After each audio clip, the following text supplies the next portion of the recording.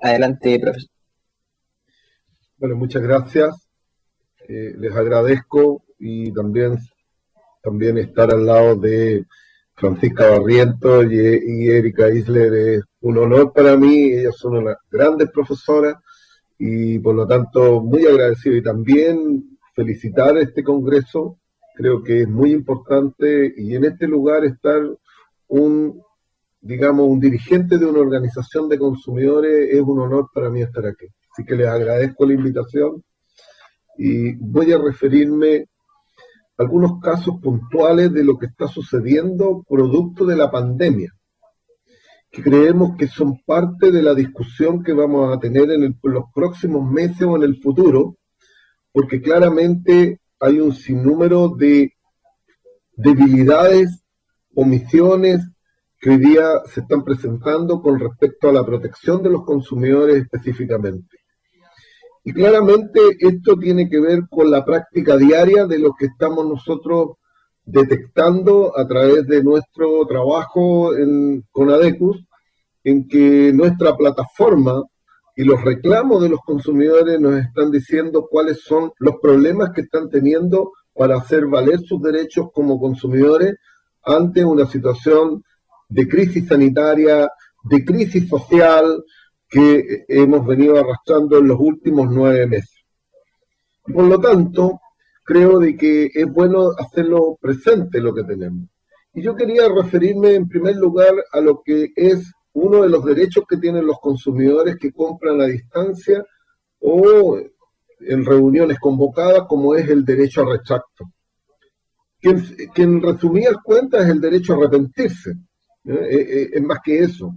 Eh, pero también nos permite terminar un contrato 10 días desde la aceptación o antes de usar el servicio, que es lo que corresponde cuando yo hago una compra a distancia. Puedo utilizar este derecho sin, digamos, ninguna justificación, digamos, sin justificación alguna, simplemente porque tengo este derecho para poder retractarme, cosa que yo no puedo hacer en el caso cuando compro en servicios presenciales, donde son la única manera en que yo puedo solicitar el cambio, la devolución o la reparación es solamente cuando el producto tiene fallas atribuibles al proveedor. Y en este caso, yo sí podemos hacer este retracto. Sí, pero tenemos una situación particular. Es voluntario. Y en consecuencia, esto hoy día está siendo un problema también para los consumidores. Esto que tiene que aceptar la empresa de que existe y que aplica el derecho al retracto, porque si informa lo contrario no lo puede aplicar. Y en consecuencia el consumidor puede quedar en una situación bastante débil con respecto a que probablemente ese servicio, ese producto que compró, probablemente no cumplió con sus expectativas o no era lo que la publicidad había informado. Esto es lo que uno va detectando en el tiempo. Por ejemplo, muchas veces la publicidad le da a conocer al consumidor las virtudes que tiene un producto, pero cuando llega a las manos del consumidor y al momento de usarlo o al momento de abrir el envase, se encuentra que ese producto no cumple con las condiciones que se publicitaron. Y en consecuencia, y si esa empresa ha declarado y dispone de que no se acoge al derecho a retracto, el consumidor queda en una situación de debilidad que cómo hace efectivo la devolución. Sin embargo, eso podría constituir publicidad engañosa, probablemente, porque de todas maneras el consumidor tiene todos los derechos igual que le otorga la ley. Sin embargo, es una situación de frustración que le puede suceder, en la cual él ya después de haber recibido ese producto, lo único que quiere es retractarse, anularlo, y no va a poder hacerlo. Segundo tema que viene en este caso de del derecho a retracto es el plazo. Los plazos son bastante reducidos, son 10 días. Está bien, de que hizo el contrato o recibió el producto, pero son solamente 10 días y por lo tanto es un plazo bastante reducido. Este es uno de los temas que hoy día nosotros creemos de que es necesario modificar para que este sea no un derecho voluntario para las empresas, sino que sea obligatorio el derecho a retracto. Y creo que esa es parte de lo que tenemos que avanzar para que los consumidores tengan derechos plenos en este ámbito. Y también pensar en que el derecho a retracto, 10 días, la verdad es que es bastante reducido el plazo y debiera ampliarse a un plazo mayor. No me quiero referir en el caso del derecho a retracto en materia educacional, que también tiene ahí una situación mucho más compleja que son los plazos, demasiado acotados. Nosotros incluso estábamos impulsando uno que se diera un plazo a 30 días, porque más o menos para poder que los postulantes a las universidades puedan ejercerlo y tengan los tiempos suficientes, y muchas veces no alcanzan a ejercerlo.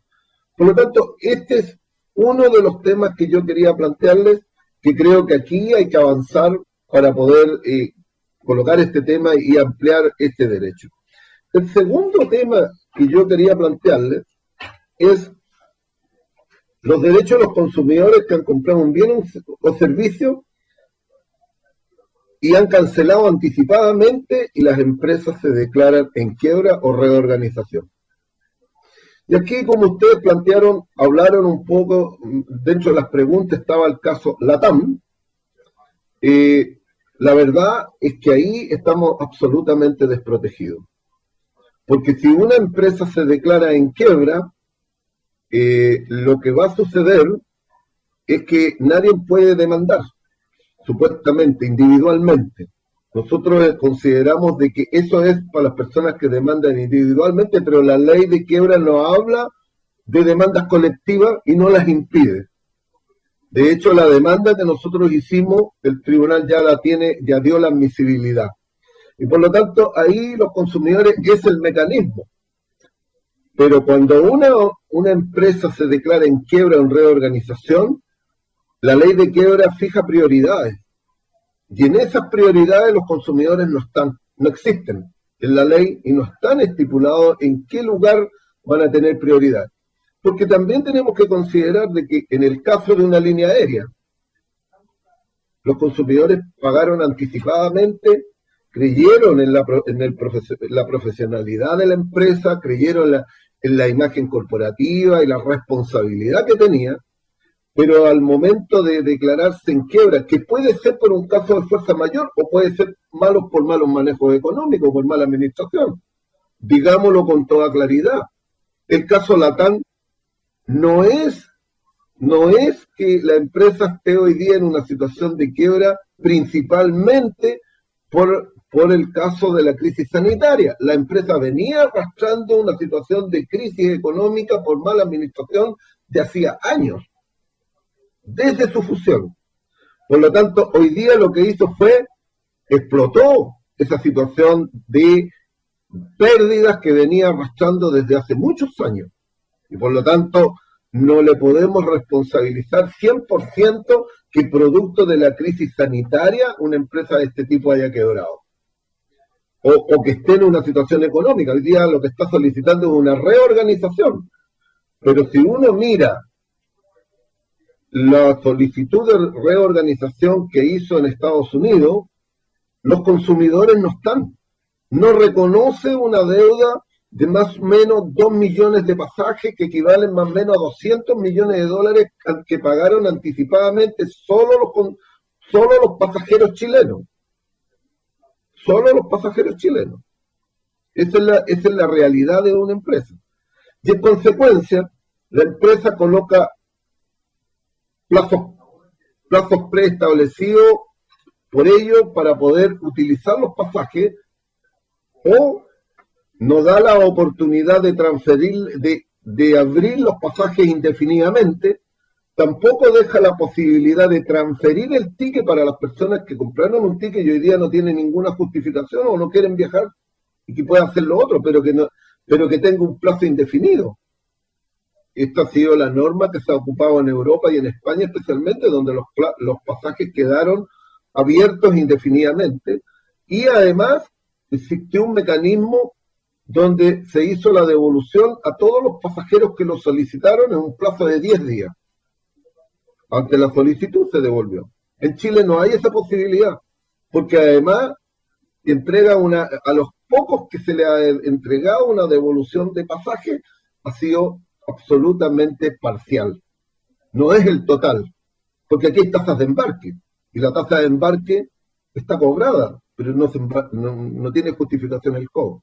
Por lo tanto, ahí hay un tema. Otro tema que se le podría haber solicitado y que podría aplicarse es que ese ticket pueda ser transferido a un tercero. Es un ticket abierto.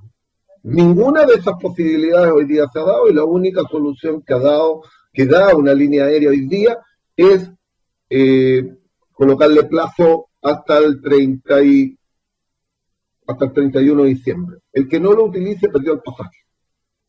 Entonces, esa situación es una situación particular en este caso, donde esto pasa con una línea aérea. Pero ahí hay otro tema que surge inmediatamente. Bueno, el seguro de viaje, que no se aplicó y no se utilizó. Cuando hacemos un viaje al extranjero, contratamos un seguro y ese seguro no se utilizó. ¿En qué condiciones queda ese seguro? ¿Lo pierden los consumidores?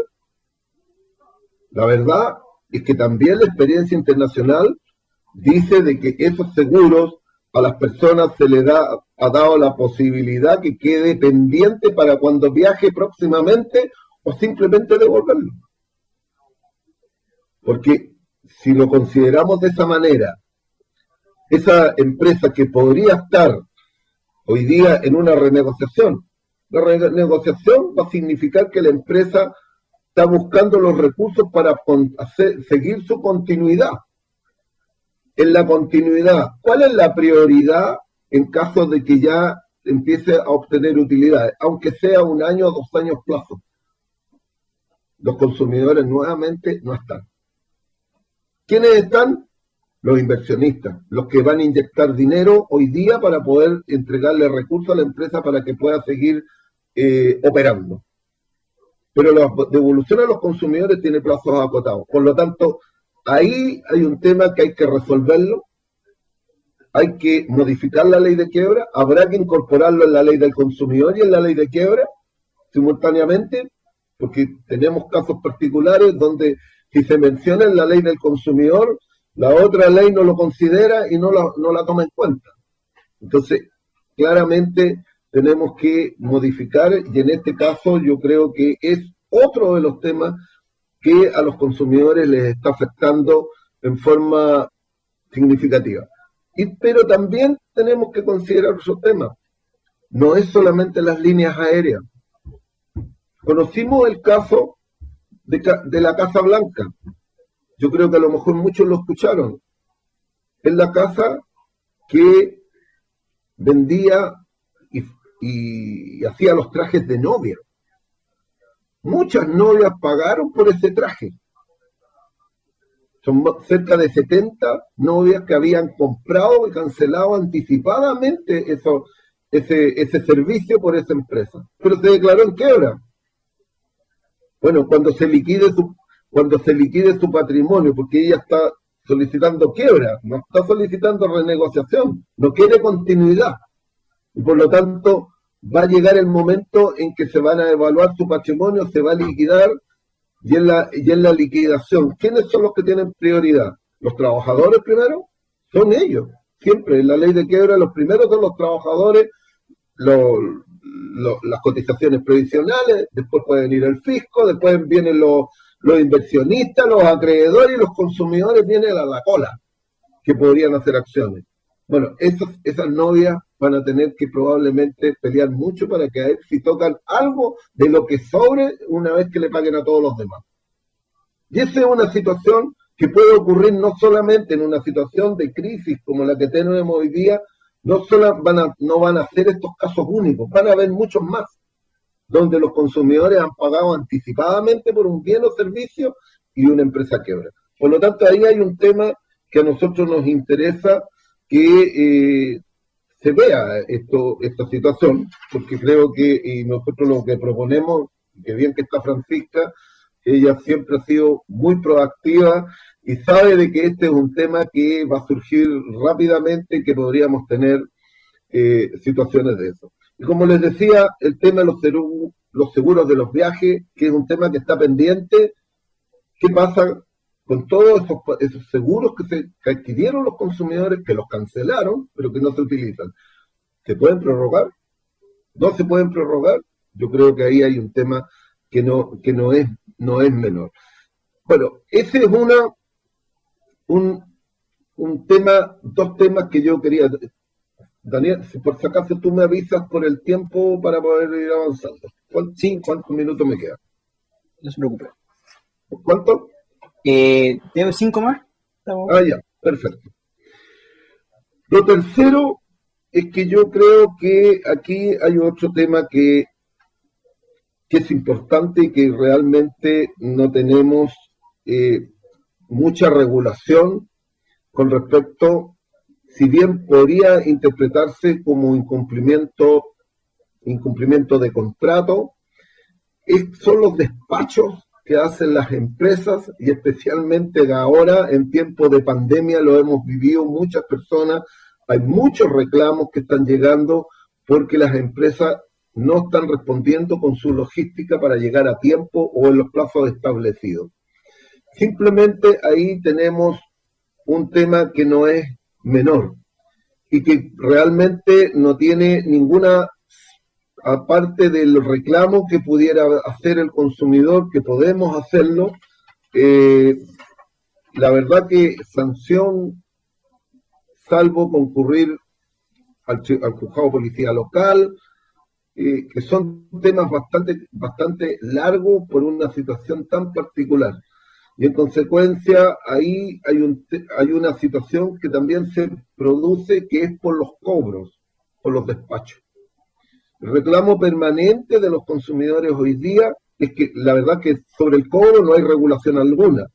La empresa puedes comprar en una tienda, puedes comprar 9 productos, pero te cobran por los 9 productos. Y no hay, a pesar que yo la he hecho al carrito, y tengo un despacho con 9 cobros distintos. Y no tiene límite ni tiene una relación porcentual con el valor del producto.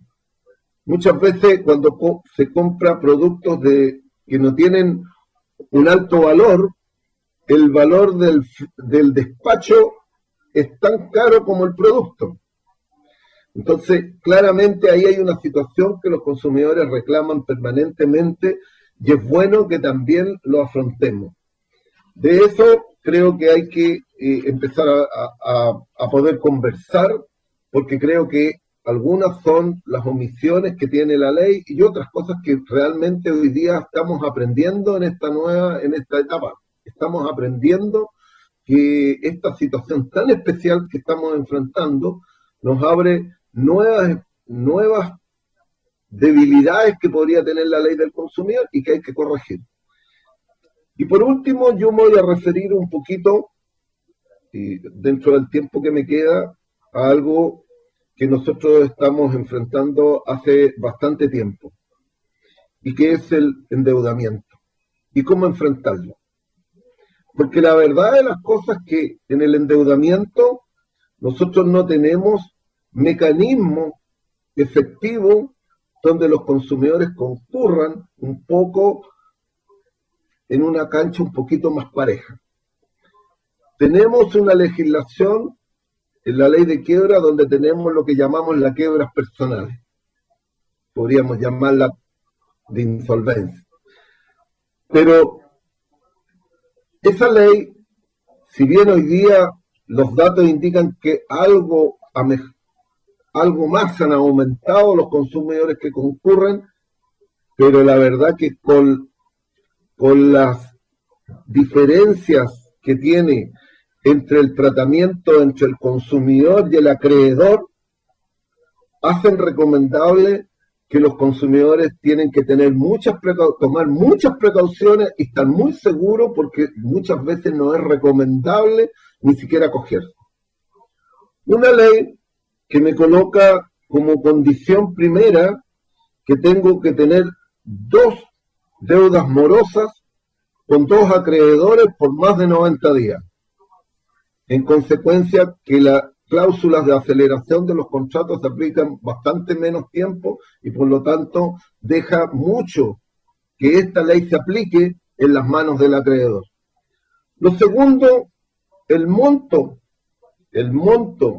mínimo por el cual puede acogerse es de 80 UF. O sea, por sobre la media de endeudamiento que tienen los chilenos, que es de alrededor de 1.700.000. Por lo tanto, es una barrera también alta cuando las deudas del promedio que tienen la mayoría de los endeudados es bastante menor. La tercera barrera que tiene, y que realmente ahí es donde nosotros ponemos atención y inmediatamente le preguntamos a los consumidores antes de acogerse, es cuánto es el monto de su deuda y si tiene patrimonio o no tiene patrimonio y de cuánto es el monto. Porque el consumidor, al momento de acogerse a la ley, tiene que declarar todas las deudas de sus acreedores, pero además tiene que declarar todo su patrimonio. Y en consecuencia, que una vez que ingresa y queda acogido por el procedimiento, momento de ir a la audiencia o a la reunión de renegociación, el acreedor sabe cuánto tiene de deudas y sabe cuánto tiene de patrimonio. Pero si el acreedor no acepta la renegociación, el consumidor no tiene vuelta atrás y su patrimonio se liquida. Y en consecuencia, uno de los riesgos que tiene es que el consumidor, teniendo a lo mejor una deuda muy menor, termine liquidado teniendo un patrimonio muy alto y que no tiene ninguna relación entre el patrimonio que tiene con la deuda para poder que lo liquide. Y por lo tanto, ahí ese procedimiento para los consumidores que existe todavía es inadecuado y por eso la explicación que tiene es que hay muy poca gente que se acoge. ¿Quiénes son los que salen favorecidos? Los que no tienen patrimonio y tienen deuda. Porque el acreedor, ante no tener patrimonio y no tener deuda, queda también atrapado porque el consumidor, si él no acepta la renegociación, simplemente no tiene nada que rescatar de lo que tenía. Por lo tanto, lo normal es que ellos aceptan la renegociación con el que tiene poco patrimonio o no tiene nada. Esa es una situación bastante especial. Por lo tanto, nosotros ahí hemos hecho propuestas con respecto a cambiar esa ley para que sea un poco más equitativa, para que los consumidores puedan tener la facilidad de poder renegociar y renegocien en mejores condiciones. Tampoco estamos por favorecer a los que también se quieren aprovechar de la ley, que no tiene patrimonio para quedar, digamos, fuera de todo registro de endeudamiento. Eso también es verdad. Si puede mal utilizarse una ley así en las condiciones que está. ¿Cuál es el tema principal que nosotros pensamos? Que aquí, en una ley de ese tipo, es una buena herramienta hoy día, incluso si le hacemos modificaciones pertinentes, 4 o 5 modificaciones que permitan que esta ley pueda servir para que los endeudados puedan, y los que quieren pagar, tengan un mecanismo que sea mucho, mucho más equilibrado para poder renegociar y puedan seguir pagando tranquilamente. ¿Cuál es el otro tema que tiene esta ley? El rol de la superintendencia. La verdad es que la superintendencia tiene el rol de facilitador. Miren el término, facilitador. Bueno, entonces cuando se sienta en la superintendencia pone la mesa y pone el café. No hay más, porque la superintendencia no tiene un rol mediador o un rol de amigable componedor, no tiene nada. No, lo único que hace es se sienta y sienta las dos partes para que ellos resuelvan. Por lo tanto, creemos que ahí hay un tema y un mecanismo para los endeudados que nosotros creemos y las hemos propuesto. De hecho, hace pocas semanas atrás se ingresó una moción parlamentaria con las ideas que teníamos nosotros, que las recogieron los parlamentarios y ya está ingresada para trámite. Pero hay mecanismos, nosotros creemos de que se pueden hacer avances importantes y nosotros lo que estamos haciendo son propuestas concretas de este tema. Este tema, en los próximos meses, es crucial tener un mecanismo para poder tenerlo, para que los consumidores y las personas endeudadas puedan acogerse. Hoy día tenemos 5 millones de personas en los registros morosos del DICOM, por lo tanto es más que preocupante que el 82% de las mayores de 18 años tienen deuda, y de ese 82%, 5 millones están en los registros, es realmente alarmante, porque claramente esas personas las personas que van a estar en ese registro en los próximos meses van a aumentar más todavía, más explosivamente con la situación de crisis que vamos a tener, porque hoy día tenemos una pandemia sanitaria y después vamos a tener una pandemia financiera, porque claramente esa es la que viene.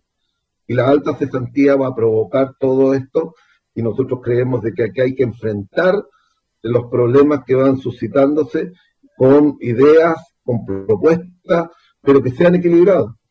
Creemos de que aquí el trato entre consumidores y acreedores tiene que ser para resolver ese sobreendeudamiento que muchos tienen, pero también darse a la razón de que las personas tengan la posibilidad, los que quieren y pueden, de poder renegociar sus deudas para aliviar la carga que tienen en sus bolsillos hoy día y que tienen un alto costo.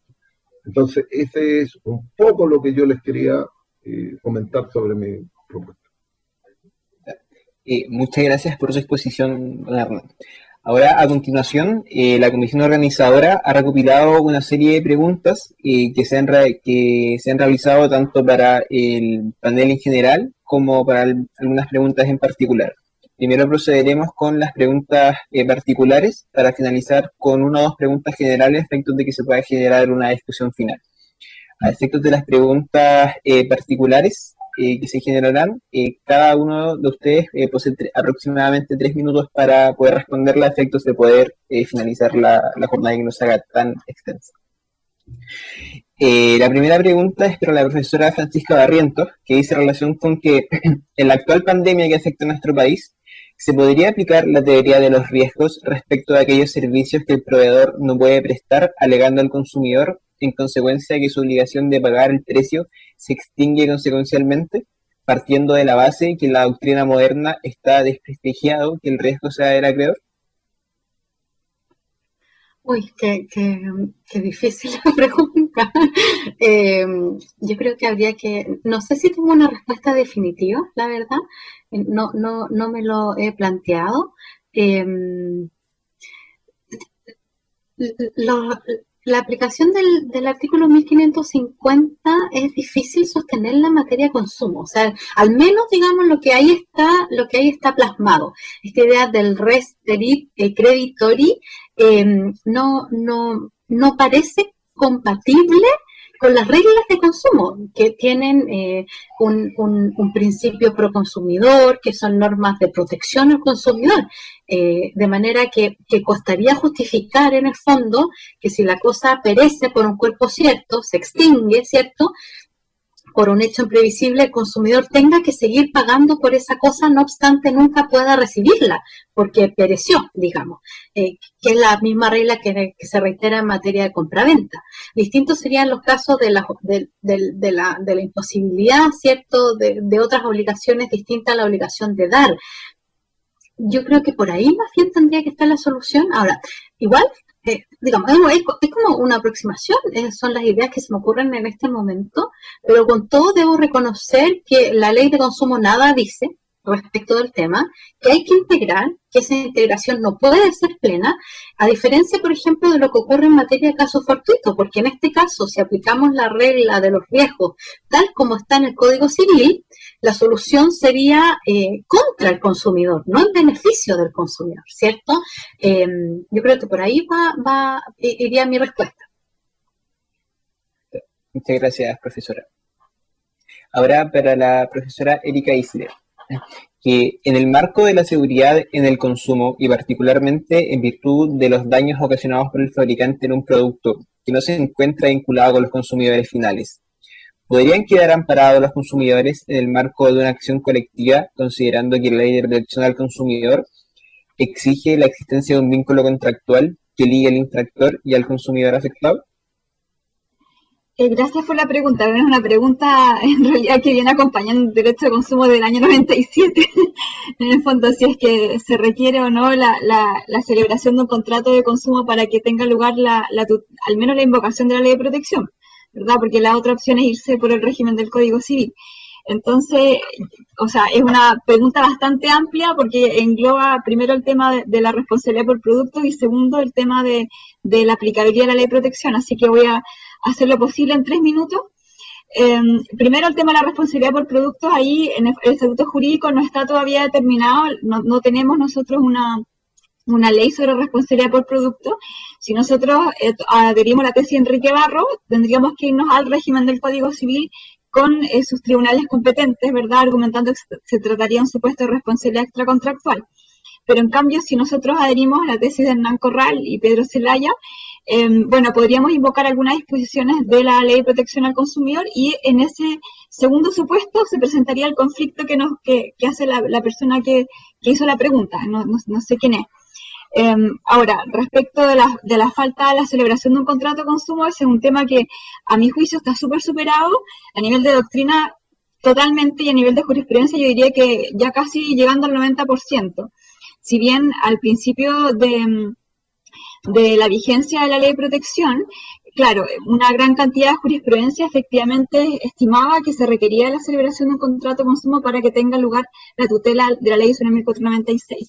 Esa teoría hoy en día está bastante abandonada, como te decía, a nivel de doctrina no conozco a nadie que siga insistiendo en el contrato de consumo como el criterio de aplicabilidad, y a nivel de jurisprudencia yo diría que un 80% también estaría tirando para el 90%, ¿verdad? Abandonado. ¿Por qué? Porque la verdad es que hay muchos argumentos, pero la Ley de Protección al Consumidor establece muchas infracciones que no requieren de celebración de un contrato de consumo, como por ejemplo, qué sé yo, los deberes de información, el mismo artículo 12 que establece la intangibilidad de la oferta, esta idea de los derechos básicos que ya hablamos, los derechos básicos, la titularidad es amplia y por lo tanto incluso el derecho a la seguridad la tiene también aquel consumidor que no ha celebrado ningún contrato. Hay muchos argumentos en realidad para poder estimar que ya no se requiere este contrato de consumo para la invocación de la ley de protección al consumidor. Sí, subsiste el gran problema de que no tenemos una ley sobre responsabilidad por productos y por lo tanto ese estatuto jurídico es el que tenemos que construir, ¿verdad? Yo creo que sí se aplica la ley de protección, pero hay que revisar bien el estatuto. Eso te diría muy abuelo de pájaro. Muchas gracias, profesora. Ahora para Hernán Calderón, ¿se podría entender cumplido un contrato cuando, por ejemplo, una aerolínea por la llegada del COVID no puede operar, pero ofrece una gift card por el valor pagado para que el consumidor opte a canjearla por un nuevo pasaje que no necesariamente logre efectuar si hay una diferencia sustancial del precio entre el pasaje original y el nuevo precio que este pasaje actual puede tener?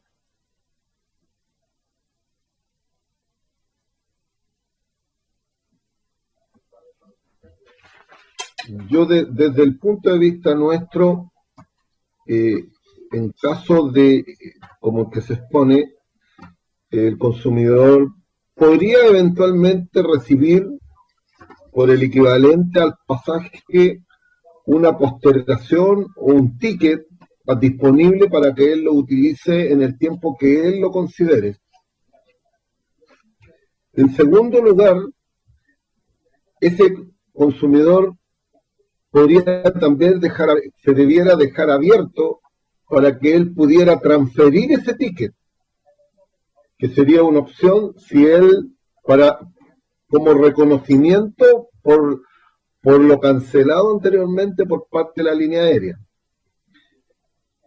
Pero consideramos de que si las condiciones de valores en los pasajes cambian, ese consumidor no debiera sufrir un alza porque él lo compró en otro periodo, no debiera tener un alza en el pasaje, porque eso es lo que se aproxima. Y en tercer caso, siempre el consumidor debe tener la posibilidad de la devolución. Pero todo esto debe quedar a voluntad del consumidor, no a voluntad de la línea aérea en este caso. Porque es el consumidor el que decide si lo va a utilizar en un tiempo indefinido y recibe un ticket, y recibe una gift card, como sea, pero eso que tenga el valor equivalente al pasaje que va a cambiar, o lo puede transferir, o lo solicita hacer efectivo.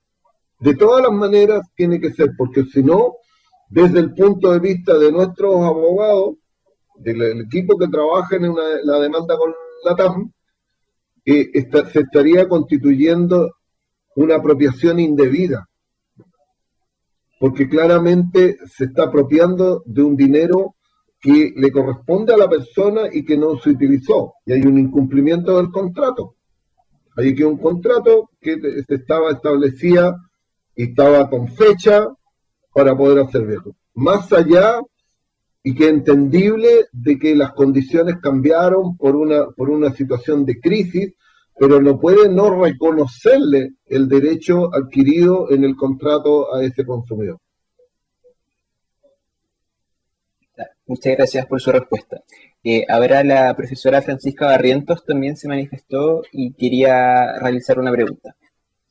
Gracias, Daniel. Yo quería hacerle una pregunta a Hernán respecto a la última parte de su presentación. Muy interesante las medidas en el fondo que proponen como mejora a un futuro, a una futura discusión que se viene, ¿cierto?, de modificaciones a la ley 20720. Respecto de un tema en particular, a propósito del rol que actualmente cumple la superintendencia de mediador y la posición que enfrenta el consumidor deudor versus los acreedores. ¿Ustedes tienen algún modelo concebido respecto de eso? ¿Tienen pensado algún acompañamiento, alguna figura para el consumidor? Esa era mi pregunta.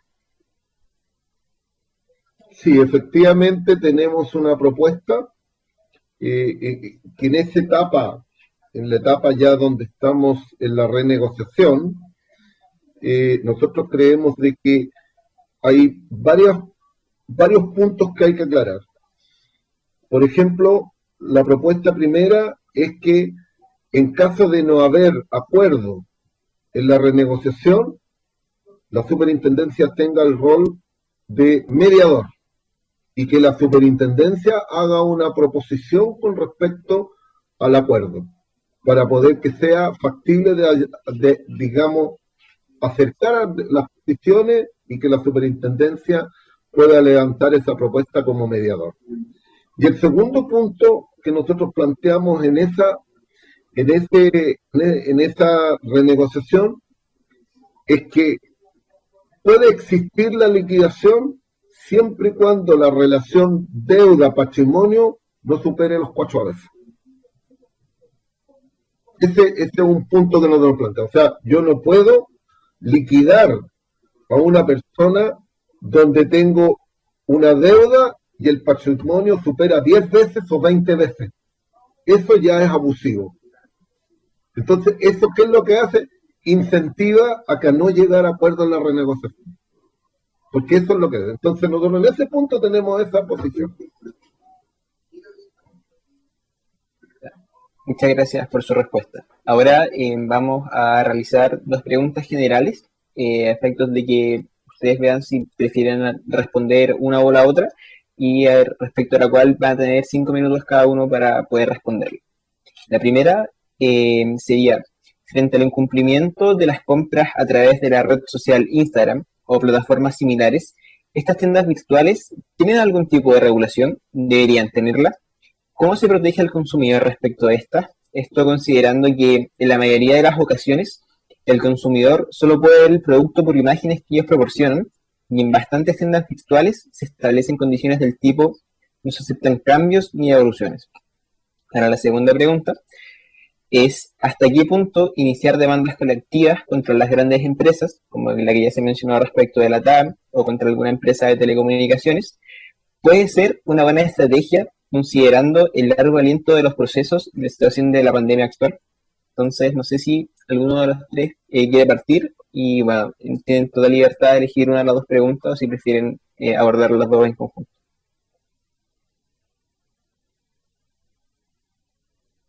Si no, podemos hacerlo con el orden que ya lo habíamos hecho, que parta, o la profesora Erika que da el micrófono. Ya. Mira, a mí me había llamado la atención, la verdad es que dos preguntas. La que se refería a los servicios de internet, que no sé si lo mencionaste, ¿esa quedó fuera? En honor al tiempo habíamos reducido la pregunta a estas dos, pero sin perjuicio de que si quiere hacer una referencia a esa pregunta, que la podamos mencionar como al público en general para que puedan saber a qué se va a referir. Que dice relación con que ha habido una crítica transversal respecto del mal funcionamiento de ciertos servicios de internet, Wi-Fi, en especial respecto a ETR. A esto se suma el problema de que en ciertas zonas geográficas el consumidor, por razones de factibilidad, está obligado a contratar el servicio de un solo proveedor, sin la posibilidad de elegir, obligando, en consecuencia, a pagar altos precios por malos servicios. Terminar el contrato resulta engorroso y, además, el consumidor se queda sin acceso a Wi-Fi. Sobre esa base, ¿no está el consumidor desprotegido por la legislación?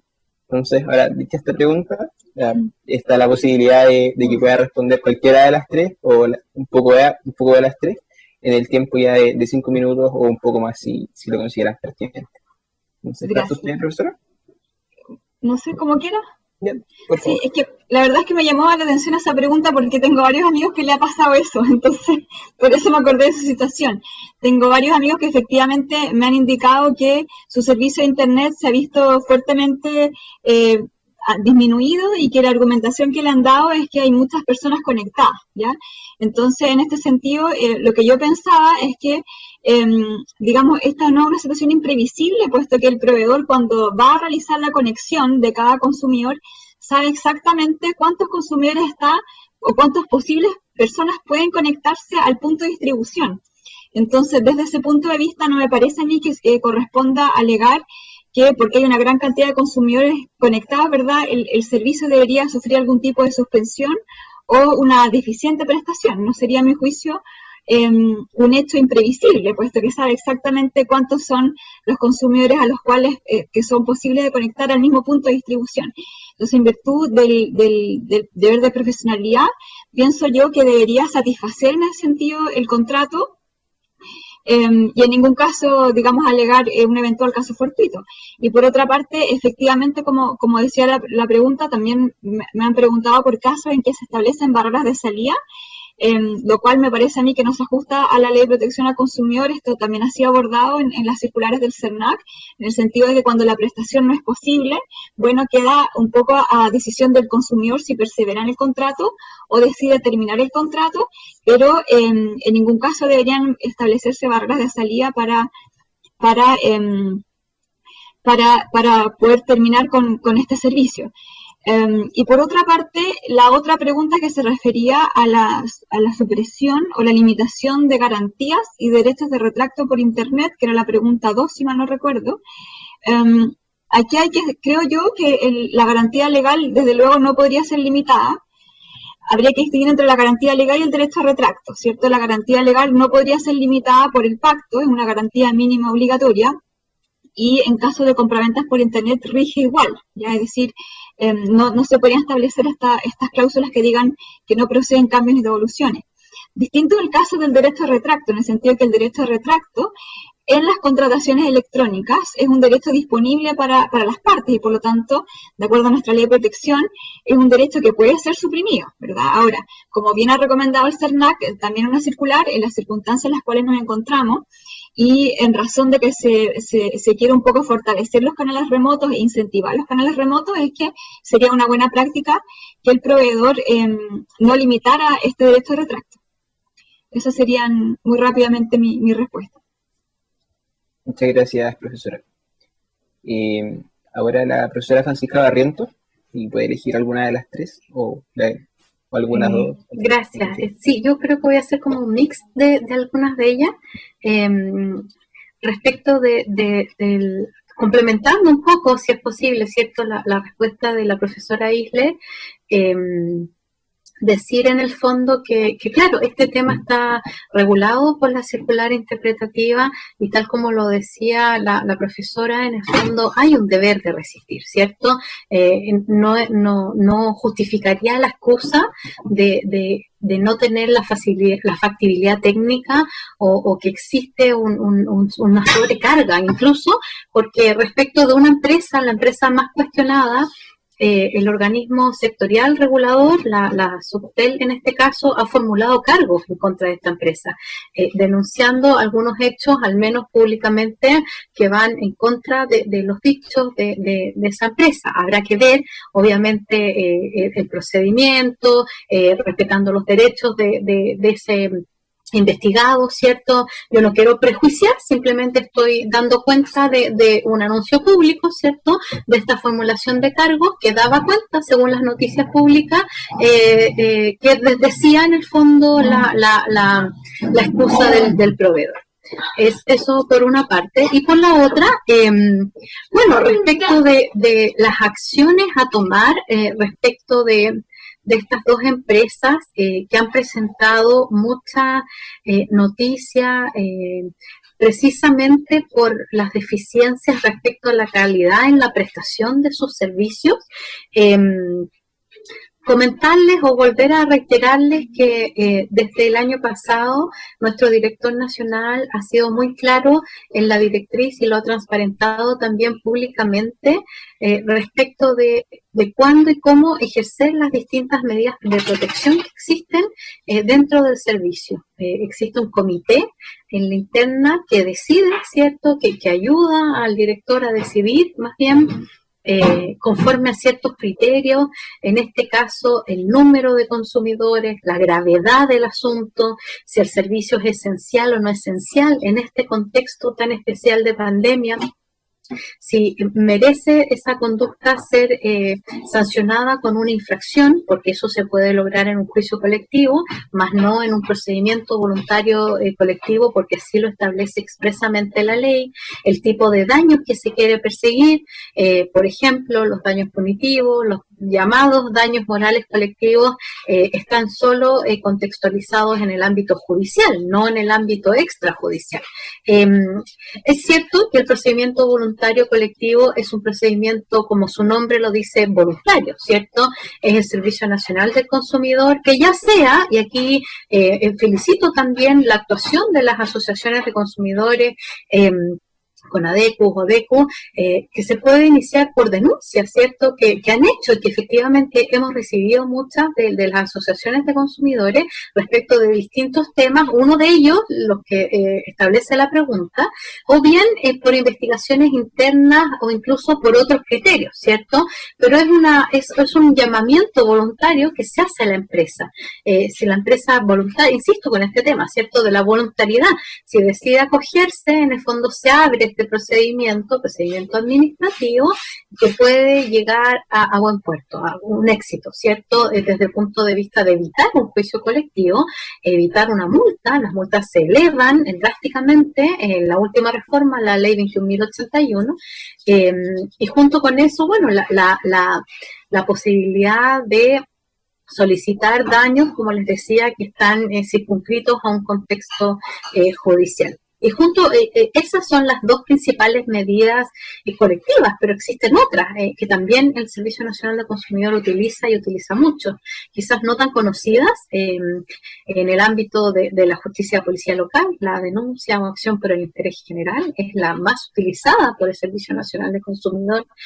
Junto con eso existen distintas mesas de trabajo, existen, bueno, oficios correctivos, en fin, los rankings que se hacen, los llamados de educación, ¿cierto? Alertas, etcétera. Existen una serie de instrumentos que se pueden ponderar conforme a ciertas jerarquías, ¿cierto? Conforme a ciertos criterios, como les decía, coherentes, transparentes, pero especialmente objetivos, que deciden cuándo y cómo ejercer estas distintas acciones.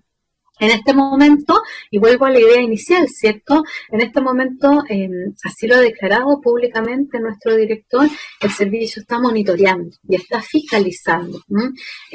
Por varias razones. Quizás la principal de ellas es que nadie sabe, ¿cierto?, cuánto tiempo vamos a estar en esta situación. En esta situación me refiero de pandemia, ¿cierto? O más bien de los efectos que esta pandemia genera en el contexto social, en la forma de vivir, en las cosas o relaciones de consumo.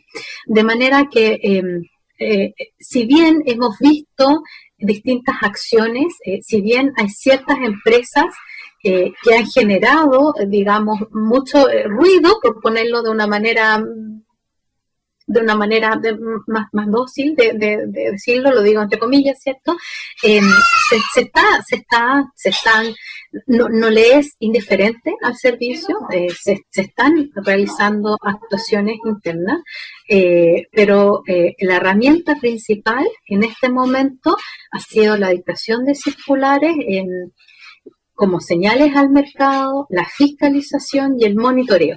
Es cierto que hay ciertas empresas y ciertas conductas graves que ameritan una investigación rápida con una actuación de parte del servicio, pero también, y esto también lo felicito y lo recuerdo, ¿cierto? No solo está el Servicio Nacional del Consumidor, sino que aquí Hernán Calderón, presidente de Conadecus, con la demanda LATAM, ¿cierto?, que marcó un hito importante. No obstante, el Servicio Nacional de Consumidor observa, ¿cierto?, esta actuación judicial. Hasta el momento, digamos, es eso lo que está haciendo ahora, digamos. De manera que se tienen que generar y se tiene que dar cumplimiento a estos verificadores, a estos criterios, como les decía, para activar las distintas herramientas que existen para proteger a los consumidores. Pongo otro ejemplo. En el caso de esta empresa de telecomunicaciones, bueno, hace poco tiempo también nuestro director anunció el lanzamiento de una plataforma que no tenía relación con el contexto pandemia, pero por circunstancias, digamos, cronológicas se dio en esta fecha, ¿cierto? La plataforma Me Quiero Salir, anunciada en primera etapa para el mercado de telecomunicaciones, supone una forma rápida, como su nombre lo dice, es simplemente llenar un formulario en internet para que las personas se puedan cambiar libremente sin trabas, sin ataduras, ¿cierto? Rápida, de forma rápida, expedita, de un proveedor de telecomunicaciones a cualquier otro, porque existe mucha competencia en ese mercado. Pues bien, hemos recibido miles de solicitudes de terminación de los contratos y la principal empresa requerida ha sido la que ha sido más cuestionada. Y si uno lo proyecta y lo piensa, digamos, ya existe una solución. Quizás no es la solución que en este momento sea la más completa, la más idónea, pero bueno, hay algunos botones de muestra que indican, ¿cierto?, los distintos pasos a seguir, que insisto, ¿no? Se quiere que sean en la medida de lo posible predictibles por parte del mercado, por parte de las asociaciones de consumidores, los y las consumidoras de este país respecto de lo que está haciendo la agencia en este momento. Muchas gracias, profesora. Ahora, Hernán Calderón, para ir ya cerrando con la jornada de hoy. Gracias. Bueno, mira, pensándolo bien en todos los incumplimientos que hay en las compras virtuales, eh, claramente hay una responsabilidad de las empresas. La verdad que si una empresa ve que tiene las dificultades para poder despachar, entregar los productos, bueno, tiene una herramienta, no vender en exceso. Si eso si no tiene capacidades para poder responderle a los consumidores, no puede estar sobrevendiendo. Lamentablemente esa es una realidad. Lo que ha estado sucediendo, lógicamente, la demanda es muy alta. Muchas veces que ha aumentado la demanda de compras por Internet, las empresas no estaban preparadas para poder enfrentar una demanda de este tipo. Y claramente ellos tienen también la posibilidad de limitarlo para poder no tener que estarle incumpliendo a los consumidores. Por lo tanto, aquí hay una responsabilidad de las empresas. Y en ese punto, con algunas en particular que han tenido un reclamo muy masivo, tal como sucede en el CERNAP, también sucede con ADECU, las personas ingresan los reclamos también y nosotros también estamos en la misma situación. El estrés que tenemos es bastante alto, los reclamos han aumentado en nuestra plataforma más de un 300%, por lo tanto, nosotros somos pequeñitos, somos un porcentaje pequeño de los reclamos que llegan, porque la gran mayoría llega a CERNAC, que tiene todas las plataformas y tiene mucho más infraestructura que nosotros. Por lo tanto, eso es una responsabilidad de las empresas que se están sobrevendiendo. Por lo tanto, no pueden eludir esa responsabilidad. En el caso de comunicaciones, bueno, esto era crónica de un desastre anunciado para algunos. Si las comunicaciones en Chile adolecen de calidad, esto es lo que hemos hecho en Conadecu trabajando hace muchos años, cuando le hemos dicho de que aquí lo que hay es una falta de inversión. Si aquí las empresas de telefonía les pasa lo mismo que le está pasando a algunos del retail, están sobrevendidas. Están sobrevendidas porque ellos saben exactamente cuál es su capacidad de respuesta con medianamente algún servicio de calidad. Pero claro, la demanda es mayor y siguen vendiendo servicios sabiendo que van a tener dificultades a futuro. Y hoy día, la alta demanda de uso de telecomunicaciones, especialmente a través de Internet, está haciendo colapsar a algunos. Pero esto no es de hoy día. El organismo regulador tiene las facultades y las capacidades para exigirle a las empresas. Por lo tanto, ahí hay un mecanismo. Que bien que Subtel hoy día tenga oficiado y tenga en estas condiciones a una de estas empresas. Pero esto no es particular de una. Yo creo que son todas las que están en una situación parecida. O sea, nosotros hemos dicho en muchas ocasiones a través de demandas en los tribunales mismos, porque aquí había un acaparamiento de espectro, pero un espectro que no se ha utilizado, está abandonado. BTR se ganó un espectro hace hartos años de la red que tendría que ser del espectro, era la AWS, que es la misma red que ocupa WON en este momento, pero la abandonó y no la ocupó. Y ahí está abandonada el porcentaje de espectro que tenía en esa banda. Y se convirtió en un operador móvil virtual. O sea, no tiene red propia. Está ocupando la red de otra de las compañías para poder trasladar sus comunicaciones. En consecuencia que tiene un porcentaje de 30 MHz de espectro que nos tiene abandonados. Ese es un tema. Por eso esa empresa tiene este problema. Lo digo con nombre y apellido, se lo hemos dicho en todos los tonos. ¿Cuál es el punto? Es que la infraestructura de telecomunicaciones en Chile es la que le falta inversión. Y se da, y voy a ponerlo en un tema mucho más profundo porque este es un tema que nosotros lo hemos discutido en los tribunales, lo hemos hecho en distintas instancias, incluso en el Congreso se nos ha invitado para poder que expongamos este tema. El equipo nuestro es un equipo experto en este tema. Y lo hemos puesto para poner un ejemplo de comparativamente de lo que sucede con las telecomunicaciones en Chile. En Chile hay una de las empresas, para no nombrarla, que tiene 150 MHz de espectro.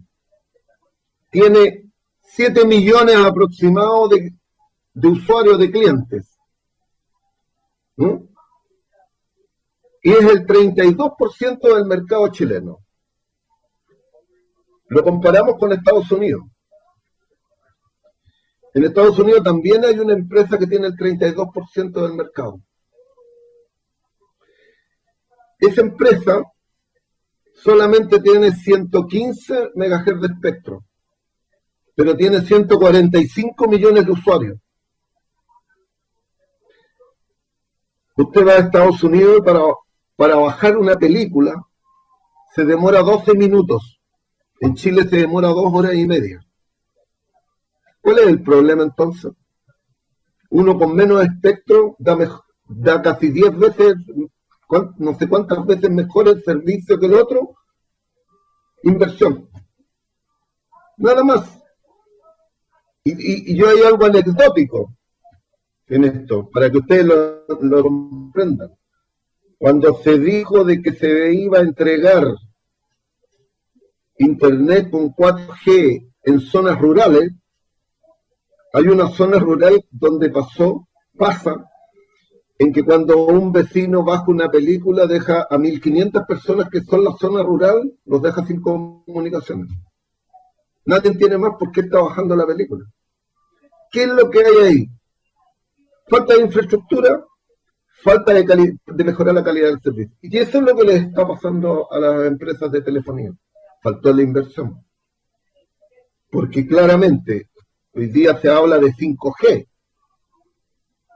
La verdad que todavía Chile, la opinión nuestra es que no se necesita 5G, sino que se necesita invertir en el 4G que tenemos, porque si tenemos el 4G bien, tenemos buena calidad. Ese es el tema. Por lo tanto, cuando vemos esta falla, es porque justamente no solamente no estaban preparados, sino que no invirtieron adecuadamente, y hacía mucho tiempo que venían con problemas de calidad de servicio. Porque el tema de la calidad del servicio es de largo aliento. Usted lo conoce, sabe, y por eso yo creo que está tomando medidas para poder hacer que estas empresas no se sobrevendan. Si aquí hay también están sobrevendidos. Tienen muchos usuarios para sus capacidades, para poder entregar una calidad de servicio medianamente buena. Y eso es lo que le está pasando a algunos. Algunos están colapsando, no todos, pero hay otros que tienen bastantes dificultades. Eso. Muchas gracias por su muy completa respuesta. Finalmente, agradecemos a todos los presentes por su participación y asistencia, y especialmente a nuestros expositores por sus excelentes ponencias. Esperamos que haya sido un debate enriquecedor para todos. Con esto damos por terminado el ciclo de seminarios organizados por el Congreso Estudiantil de Derecho Civil, y conjuntamente damos las gracias a todos quienes nos acompañaron, y los dejamos a todos invitados a seguir las redes sociales de nuestro Congreso para estar atentos a las noticias de actualidad y las novedades que tiene nuestra organización para el futuro. Muchas gracias. Gracias. Muchas gracias. Hasta luego. Hasta luego. Bien. Adiós. Chao, chao.